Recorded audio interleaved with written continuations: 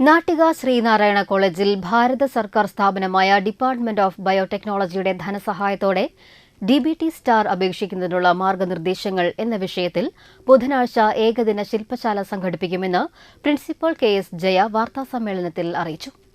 Science foundation കമ്മിറ്റിയുടെ ആഭിമുഖ്യത്തിൽ ബുധനാഴ്ച രാവിലെ 10 മണി മുതൽ വൈകിട്ട് 4 മണി വരെ ശ്രീനാരായണ കോളേജിൽ വെച്ച് ശില്പശാല നടക്കും. Doctor Garima Gupta, doctor Rajendran R, doctor Harathi Parashur Babu, doctor T Sivakumar എന്നിവർ ശില്പശാലയിൽ ക്ലാസ് നയിക്കും. കേരളത്തിലെ വിവിധ കോളേജുകളിൽ നിന്നും ശാസ്ത്ര അധ്യാപകർ ശില്പശാലയിൽ പങ്കെടുക്കും. ഉന്നത വിദ്യാഭ്യാസ സ്ഥാപനങ്ങളിലെ ബിരുദ ശാസ്ത്ര വിഷയങ്ങളുടെ അക്കാദമികവും ഭൌതികവുമായ അടിസ്ഥാന സൌകര്യങ്ങൾ മെച്ചപ്പെടുത്തുക എന്ന ലക്ഷ്യത്തോടെയാണ് കോളേജുകളിൽ കേന്ദ്ര സർക്കാർ സ്ഥാപനമായ ഡിപിടി ധനസഹായം നൽകുന്നത്. കോളേജ് അധ്യാപകരായ doctor Simi S, Vaishakh K, Praveen V Prasad എന്നിവരും വാർത്താസമ്മേളനത്തിൽ പങ്കെടുത്തു. നമ്മളുടെ കോളേജിൽ 2022 ഈ സ്കീം സ്റ്റാർ സ്കീം എന്നാണ് അതിന്റെ പേര്. കോളേജ് സ്റ്റാർ സ്കീം എന്നാണ് ഇതിന്റെ പേര്. നമ്മൾ 2022 നമ്മളുടെ കോളേജിന് അത് നമ്മൾ നേടിയിട്ടുണ്ട്. അന്ന് എല്ലാവരും ന്യൂസ് പത്രത്തിൽ വന്നിരുന്നു.